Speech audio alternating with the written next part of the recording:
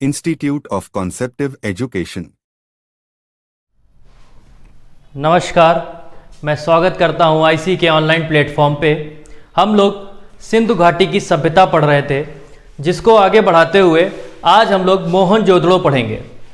मोहनजोदड़ो में क्या क्या हुआ, क्या क्या साक्ष्य मिले, उसके बारे में हम लोग पढ़ेंगे।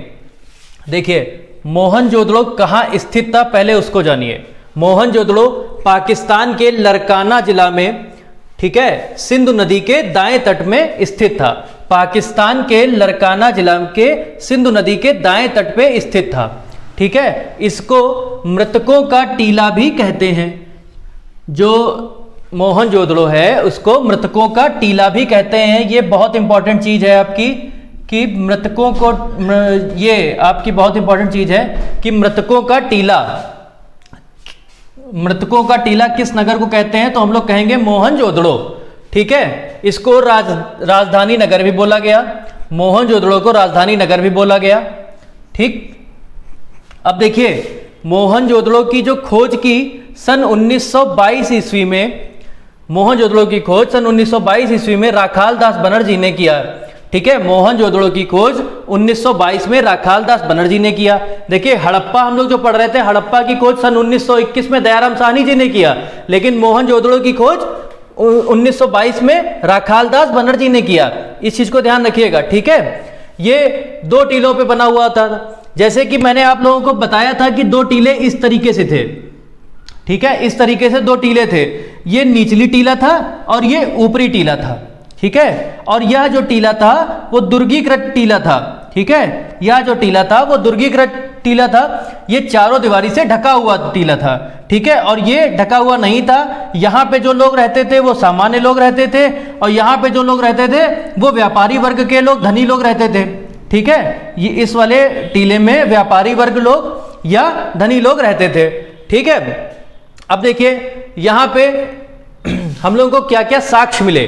देखिए, यहाँ पे जो इस नगर में बीचों बीच में एक साक्ष्य मिला, जो बीचों बीच में था, स्नानागार बना हुआ था, ठीक है। स्नानागार बना हुआ था। इसके उत्तर में, नॉर्थ में पुरोहित आवास था, ठीक है। और दक्षिण में यानी कि साउथ में सभा भवन था, ठीक। और पूरब में, ईस्ट में कुषाण कालीन स्तूप लगा हुआ था, एक कुषाण कालीन स्तूप था। और आपके पश्चिम में, वेस्ट में आपके अन्नागार था, ठीक है। इस चीज को ध्यान से देखिएगा। पुरोहित आवास नॉर्थ में, ईस्ट में आपका कुषाणकालीन स्तूप था, बीच में स्नानागार था, और दक्षिण में आपका सभा भवन था, और पश्चिम में अन्नागार था, ठीक है। ये आपको साक्ष्य मिले। फिर इसमें पशुपति की मोहर मिली, जिसमें 6 जानवर थे टोटल। कौन कौन से जानवर थे? बाघ, हाथी, गेंडा, भैंसा और 2 हिरन थे। तो टोटल जानवर हो गए 6। 5 तरह के जानवर और टोटल जानवर हो गए 6। फिर आप देखिए, 3 श्रृंग युक्त देवता पद्मासन मुद्रा में। श्रृंग युक्त मतलब कि जिनके सींग निकली होती थी, ठीक है। तो 3 श्रृंगी युक्त देवता पद्मासन की मुद्रा में, जिसको जॉन मार्शल जी ने कहा कि यह प्राक शिव की मूर्ति है, ठीक है। एक मोहर पे पशुपति की मोहर मिली, उस पे क्या था कि उसमें 6 जानवर अंकित थे और 3 श्रृंगी युक्त देवता पद्मासन की मुद्रा में बैठे हुए थे, ठीक है।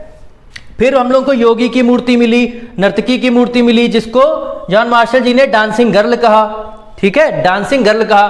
फिर हम लोगों को मातृ देवी की मूर्ति मिली, जिसको मदर गॉडेस भी कहते हैं, ठीक है। यह मिट्टी की बनी हुई थी। फिर पुजारी की मूर्ति मिली।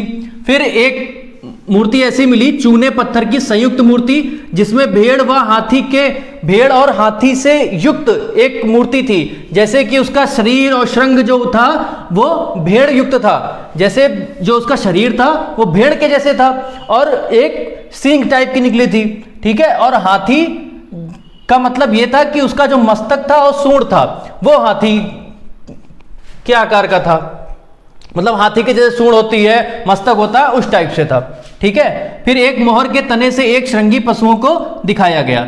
एक मोहर के तने से एक श्रृंगी पशुओं को दिखाया गया, जिसकी एक श्रृंगी मतलब एक सींग वाला पशु, ठीक है। और प्रत्येक घरों में कुएं के साक्ष्य मिले, ठीक है। प्रत्येक घरों में कुएं के साक्ष्य मिले, और इसकी जो मुख्य सड़क थी वो मैं पहले बता चुका हूं आपको कि इसकी मुख्य सड़क जो थी वो राजपथ थी जो कि 33 फीट चौड़ी थी। इसकी जो मुख्य सड़क थी वो राजपथ थी जो कि 33 फीट चौड़ी थी। ठीक है, अब आप देखिएगा, जैसे कि इसमें हमने आपको बताया ये वाला निचली टीला और ऊपरी टीला। ठीक है, ये हम लोग नगर नियोजन में पढ़ेंगे। ठीक है, नगर नियोजन में तो निचली टीला को पूर्वी टीला और ऊपरी टीले को हम लोग क्या बोलते थे, पश्चिमी टीला। ठीक है, यहाँ पे विशेष लोग रहते थे और यहाँ पे सामान्य लोग निवास करते थे। ठीक है, यहाँ सामान्य लोग रहते थे, यहाँ पे विशेष या व्यापारी वर्ग के लोग निवास करते थे। ठीक है, इसका स्क्रीनशॉट आप ले लीजिएगा और नोट भी करते जाइएगा चीजें जो भी है। देखिए पेट, अगर हम लोग पेट से रिलेटेड चीजें पढ़ेंगे, ठीक है, देखिए होता क्या है कि आपका जो भारतीय इतिहास इंडियन हिस्ट्री से 5 नंबर के क्वेश्चन आएंगे, क्वेश्चन होंगे भी 5। ठीक है, तो जो आपका पेट से इंपॉर्टेंट चीजें, ऐसे तो मोहनजोदड़ो में बहुत कुछ है, एक एक चीज को मैं डिस्क्राइब करूंगा, जैसे कि अन्नागार की लंबाई चौड़ाई क्या थी, पुरोहित आवास कैसा था, स्नानागार क्या था। ठीक है, तो अगर पेट का ही हम लोग देखेंगे, यहां पे हम लोग सिर्फ और सिर्फ पेट स्पेशल पढ़ रहे हैं। ठीक है, जब पेट स्पेशल पढ़ेंगे तो जितना इसमें लिखा हुआ है इससे हटके क्वेश्चन बनेगा ही नहीं, आएगा ही नहीं पेट में। ठीक है, क्योंकि 1 या 2 क्वेश्चन देंगे तो देंगे। ठीक है, तो आप इतना ही नोट कर लीजिए, इतना पर्याप्त है मोहनजोदड़ो के लिए। इसके बाद हम लोग 1 या 2 लेक्चर में सारे नगर हम लोग खत्म कर देंगे। ठीक है, मोहनजोदड़ो जो कि थोड़ा सा इंपॉर्टेंट भी था और बड़ा भी है, इसलिए आप इसको एक ही लेक्चर में देखिए। ठीक है, इसके बाद लोथल वगैरह पढ़ाएंगे, लोथल हो गया, कालीबंगा हो गया, इसके बाद वही चलेगा। ठीक है, थैंक यू।